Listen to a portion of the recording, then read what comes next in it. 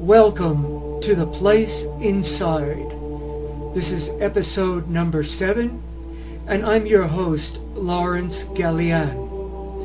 We will be talking in detail tonight about how one of the world's greatest ufologists actually dialed home and caused many UFOs to manifest before a famous journalist. You will learn about automatic writing and how you can do it to attract UFOs. We will continue exploring the steps you need to take to become a fully activated human being, the insan kamil, as the Arabs call it, or the Metaphysical Freedom Fighter, as we're calling it on this program. And finally, we will explore how aliens communicate. It is difficult for different cultures on this planet to understand each other. We know that. We see that on the news. Just imagine how challenging it is to grasp the elements of communication between beings living light years from each other, or interdimensional communication. Now, as you know, Sixto Paz Wells is one of a group of Peruvians who, as teenagers, started to receive extraterrestrial communications by psychography, automatic writing, and telepathy in 1974. These communications were affirmed by sightings of spacecraft at appointed times and places in the Lima area. Sixto had the idea that extraterrestrials may not only be visiting us, but also transmitting their thoughts across long distances. He figured that this communication could occur astrally or through dreams. So I will now tell you the method Sixto used on that fateful day in which he began to receive communications, the day he made contact. He told his mother and sister about his idea, I suppose because his father was a famous UFO investigator. And the three of them decided to play a game. They first cleared their minds and relaxed as best as they could. They deliberately listened for anything that might sound like it was not coming from them. And then they wrote it down. Let me explain. You know how you can imagine something in your mind's eye? Like if I tell you to imagine a pink elephant, you can see it, right? Well, you can do this with all your senses. You can also imagine something in your mind's ear. That sounds like a funny term, but it's true. Just like your mind can imagine pictures as if you were seeing, so too can it imagine sounds as if you were hearing. So begin by imagining your best friend, for example, saying, "It's a great day today." Imagine and listen to his voice as he talks to you in your imagination. Some of my other listeners are probably long-term meditators, and those of you who do meditate are well aware of how difficult it is often to just quiet the mind. Now, anyone can try this. Just try to make your mind quiet for 5 minutes. I'll bet you, unless you're a trained meditator, you won't be able to do it for more than 20 seconds. Now, getting back to Sixto, he had been doing meditation and yoga practices for a few years before he tried this experiment with his mother and sister. So he was familiar with imagining sights and sounds. Now, the imagination is extremely important in this work. I'm giving you a very important key here, because as you develop your imagination, you begin to open a door to the astral world and gradually go from imagined sights and sounds to very real astral sights and sounds. So, Sixto Paz Wells and his mother and sister listened for any sounds that did not seem to be their own, anything unusual. About 15 minutes later, he had a strong urge to start writing, and to his amazement, he received a communication from a being from one of Jupiter's moons. Eventually, Sixto told his friends, and they asked for specific evidence and proof. Amazingly, they were given coordinates, a specific time and place to wait and see. Sure enough, they went out to the desert at the exact time and exact place. They saw what they call DAVs, directed alien vehicles. Eventually, they invited a famous journalist from Spain, and the extraterrestrials appeared right on time. This journalist returned to Spain and wrote his first book about this experience.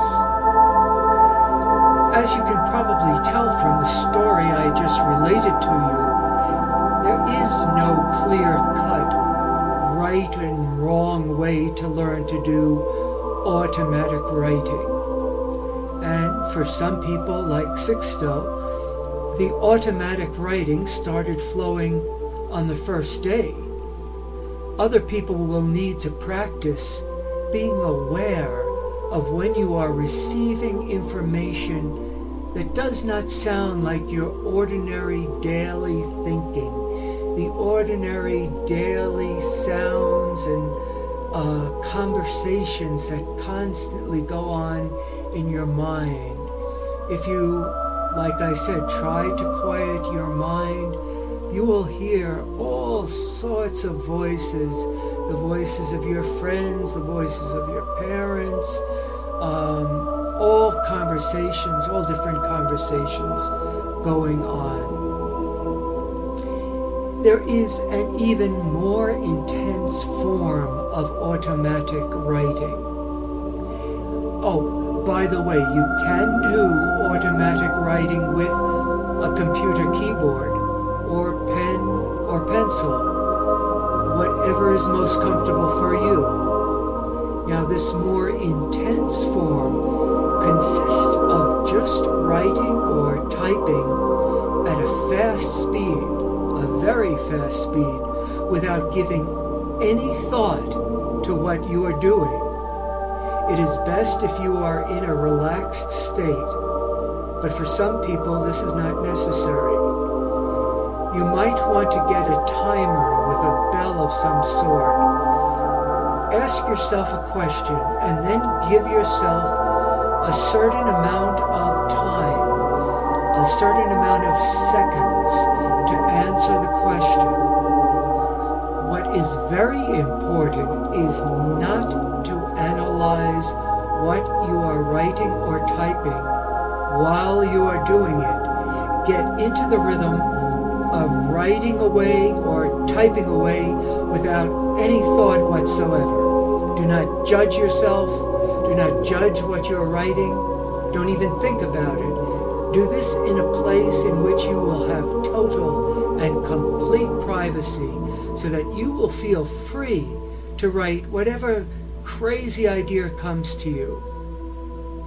The best way to communicate with ultra-dimensionals is not through radio waves like in the movie Contact, even though that was a good movie, but the best way to communicate with ultra-dimensionals is through your own consciousness. It is imperative that you develop your city powers. If you have been following along with our shows, you know we have been talking and describing these God-given powers that every human being possesses. If you missed this, I urge you to go back and listen to the episodes you've missed. To become a metaphysical freedom fighter, you need to develop your city powers. This is not a role-playing game or a video game. This may come down to a struggle of life or death. We are talking about the defense of our planet and the human race. And of course, those who you love, those people you consider family, whether they be biological family members or friends. Now, we're not talking here about physical violence. I want to make that very clear. As you progress on the metaphysical path, you will realize that the so-called spiritual world is more real than the so-called physical world. Violence attracts violence. Violence breeds violence.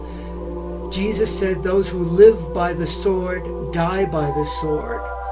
Muhammad said those who kill a man, it's as if he's killed all men.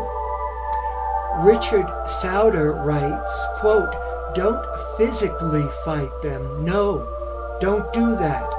They are past masters at violence, and they are just waiting for you to be so rash as to physically fight them. They will meet your violence with a brutal military and police force of their own. Violence is like an addictive narcotic to them. They're habituated to it. They crave it. They cannot get enough of it." Unquote. So, I'm not telling you to do the following, but for informational purposes only, I will offer some suggestions that others have offered to deal with this problem. 1. Cut off their funding. That's the astute way to begin to creatively and non-violently disengage from the endless cycle of violence. Don't pay for your own enslavement. Withdraw your financial support from this corrupt system. Just say no to the IRS. Pull your money out of the Bank of America. Do you have a federal student loan? Is it dragging you down like a millstone around your neck and ruining your life prospects? Don't pay it. Has your credit card company slammed you with 25 or 30% interest rates? Just say no to usury. Now, many of you probably don't realize this because maybe you weren't even born yet, but up until the 1980s, for hundreds of years, 3% was considered a decent and normal interest rate. Do you believe what I just said? 3%. For hundreds of years, this was considered a moral and a reasonable amount of interest to charge. But then Ronald Reagan, the Republican Party, and the nefarious powers that be who want to destroy you were able to push through Congress permission to charge up to 25 or 30% credit card interest rates. Last week we talked about eliminating bad habits that you want to get rid of if you want to amount to anything more than a hill of beans in this life. You got to start thinking about your legacy. What kind of legacy do you want to leave on this earth? What kind of person do you want to be? And as you gradually bring that image into focus, begin to work on yourself so that you become that person.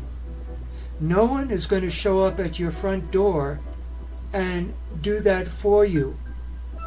Will wake you up in the morning and tell you, start reading, start your meditation, start your concentration program.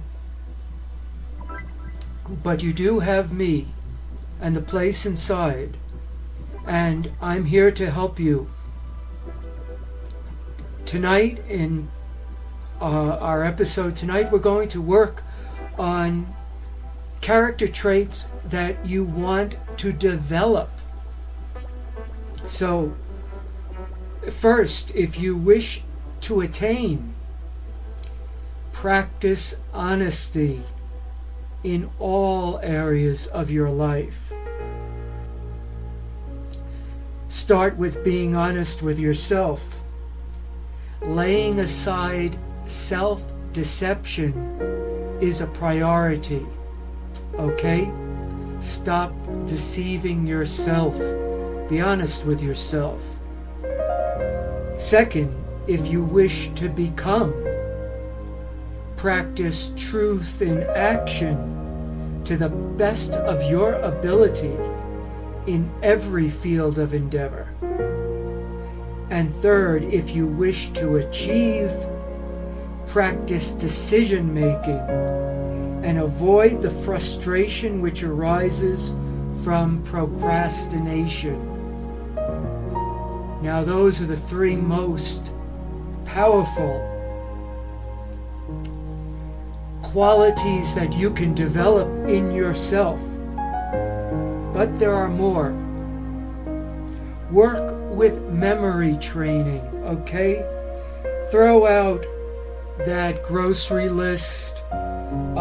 Stop using bookmarks in books.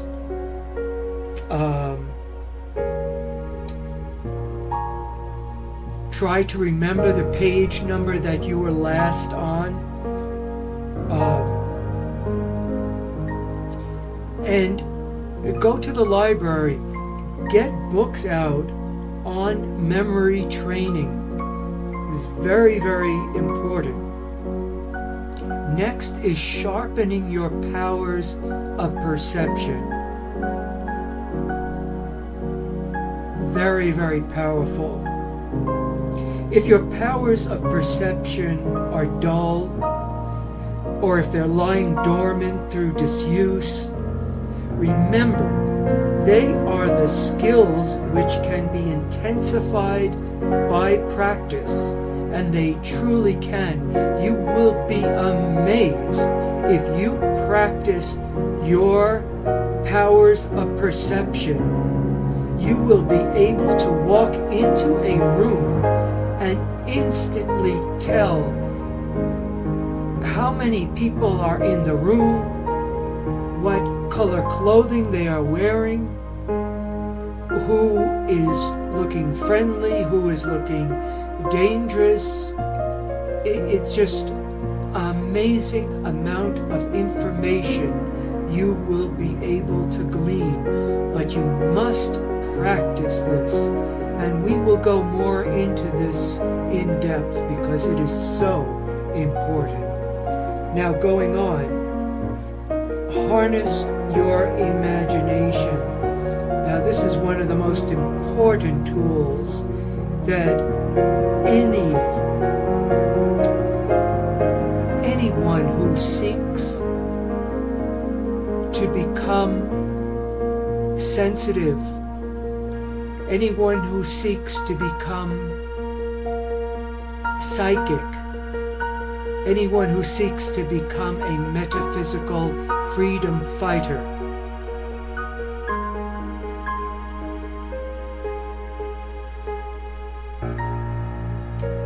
To harness this power demands that you control your imagination. You must not let your imagination run riot in imagined fears, which can result in panic. Neither can you allow it to indulge in vainglorious schemes, which come to naught and sometimes cause confusion and discomfort in other people's lives. Okay, now like when we talk about the Metaphysical Freedom Fighter, we are talking reality. We are talking the defense of planet Earth from metaphysical warlords, extraterrestrial warlords, negative warlords who are seeking to destroy humanity, to destroy all the abilities, the qualities of what a fully activated human being is. However, if you start imagining that you are Jesus Christ or some great reincarnated prophet or Zarathustra or someone like that, then, my friend, this is a problem, okay, because that is not reality. And this is one of the most important things. You must be honest and truthful with yourself. Okay, I can introduce you to 3 or 4 other people who think they are Jesus Christ. So if that is your thinking, please go for some help and then come back to this work because we need you. Now, besides harnessing your imagination, you have to work on creative visualization. And along those lines, very soon we're going to be coming out with the second printing of my first book, Beyond Duality, published by New Falcon. I'm very excited about that, and we've just been working on the cover, and I want to tell you the cover looks fabulous. So I'll be giving you more information as that comes to me. You want to focus your awareness. You want to know why, when, and where positive action is needed. Okay? You don't want to force yourself on other people. Sometimes people don't want your help, and you need to be sensitive about that. You need to practice consciousness, conscious awareness, expanding your awareness. And I will give you exercises for how to do this. The first exercise will be given right now. Now, go out to a diner or a small restaurant, get a table by the window, get yourself a cup of coffee, maybe a piece of pie, and then go at a time when it's quiet. Now, I have a watch with you, and time yourself. Allow yourself to look out the window for 10 seconds. Okay?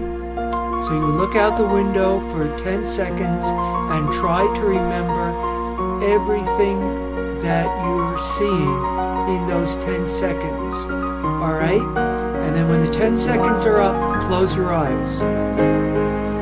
And then list to yourself what you've seen. If you want to, you can have a pen and a pad in front of you, and you can write down what you've seen. And I want you to go into great detail. Say there is a blue car, a red car. If you can be more specific, a Hyundai, a Mercedes, as detailed as possible. Okay, then go right back again. Give yourself another 10 seconds. Look out the window. Same window. 10 seconds. Remember everything you see. And again, turn back to your pad and pencil. Write down everything that you remember. And I can guarantee you, this second time that you do this, you are going to remember more things. You are going to see more things. You're going to notice, oh my goodness, there's a third car in that parking lot. I only saw two the first time. And that car wasn't blue that I thought was blue. It's green. Okay? And don't stop there. You got to do this at least 3 times. So again, 10 seconds. Look out the window. Memorize everything you see out that window. Okay? And that includes what's going on across the street. Okay? There may be a strip mall across the street, or some kinds of a store, a store that has a sign in the window advertising some sale, whatever. At the end of your 10 seconds, again, either close your eyes if you're doing this in your head, or go to your pad and pencil, start writing. And again, I promise you, you're going to have so much fun with this, because you are going to be so amazed at what is suddenly appearing out there that you did not even see the first time you looked. Now, can you just imagine how this is going to help you with your UFO, extraterrestrial sensing abilities? How this is going to help you with your abilities to observe other human beings and to notice their body language and how they are acting while they are talking to you.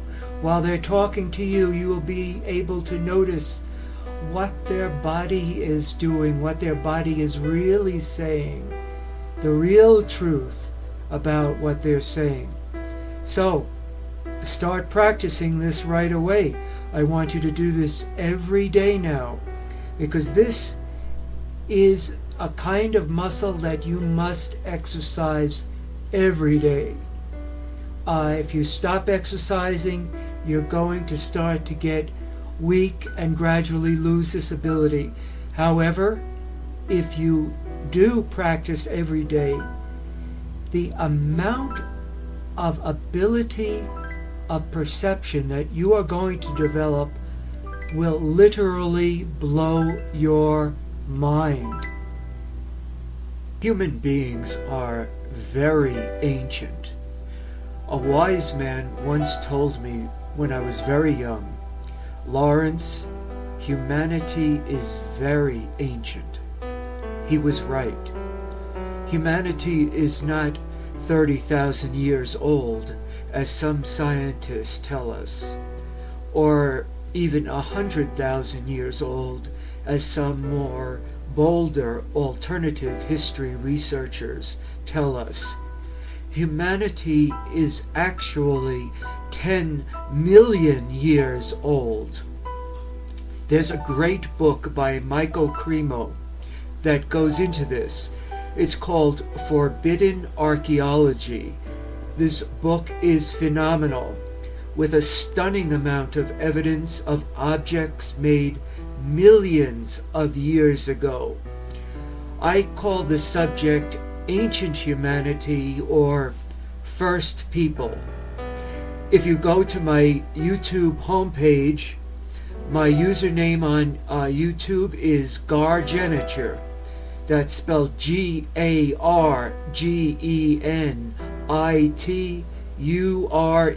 all one word. You will see an extensive list of videos about the first people. Now, the extraterrestrials are very theatrical.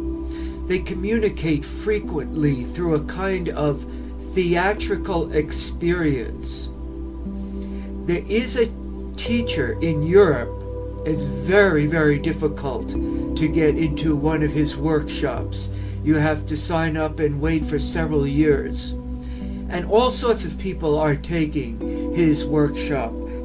People in the business world, in the entertainment field, musicians, so forth and so on, public speakers. What this man does is he teaches people to be clowns. Now, that doesn't sound like very much at first, but this is the way it goes. They cannot talk, okay? It's about a 2-week, 3-week project. They cannot talk at all. They must wear a mask and a simple white gown. And then they must learn in these gruelingly long sessions how to make people laugh, how to communicate in spite of having a mask on and not talking, and in these very, very flowing gowns. So there's very little body motion that can be seen. So this is the secret then, that this man is teaching people how to communicate when you can't use your voice, how to communicate when you can't make funny faces, and not just communicate, but how to make people laugh under these circumstances. Now, if you can communicate in such a way, you can communicate with the non-human beings who are visiting us. They want to help us remember. This is one of the most important reasons they are visiting. They want us to remember that we are beings that have many subtle bodies. We don't just have our physical body and that's the end of the story, or we don't just have a physical body and a soul. Remember, we talked about that. There is no separation between body and soul. There are many levels to our beings. Many people think there are only 7 bodies acting in 7 dimensions, corresponding to the 7 chakras. But after the 7th body, there is a universe parallel to this one. This corresponds to the 8th, 9th, and 10th dimensions. After that is another universe. There dwell beings variously called the Shining Ones, the Sons of God, the Neteru, the 9 lords of time from the Mayan tradition. Of course, the Neteru are from the Egyptian tradition. And they are intermediaries between the ultimate reality and us. We were not created directly by God. However, you envision this higher being, but through his or her intermediaries. Now, I'd just like to say a couple of words about Max Planck. If you don't know, Max Planck is the father of quantum theory. Max Planck said, "There is no matter as such." In other words, there is no matter. As a man who had devoted his whole life to the most clear-headed science, to the study of matter, I can tell you, as a result of my research about atoms, this much: there is no matter as such. This is his words, not mine. I go on. All matter originates and exists only by virtue of a force which brings the particle of an atom to vibration and holds this most minute solar system of the atom together. We must assume behind this force the existence of a conscious and intelligent mind. This mind is the matrix of all matter, unquote.